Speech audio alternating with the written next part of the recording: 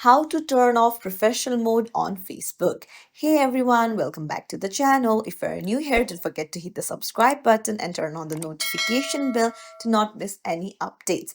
So today I'm going to teach you how to turn off professional mode on Facebook in just few simple steps. So let's dive right in. First things first, open up your Facebook app and then go to the menu icon on the bottom right and then tap on your profile on the top, and there beside advertise you'll see three dots. Go ahead and tap on it and then scroll down. There you'll see turn off professional mode. Tap on it and then tap on continue and then tap on turn off,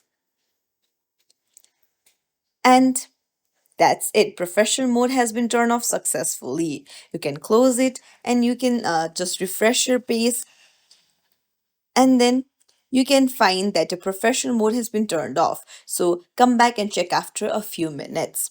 If you found this tutorial helpful, don't forget to like and subscribe to our channel for more tips and tricks. Thank you for watching. See you in the next video, everyone.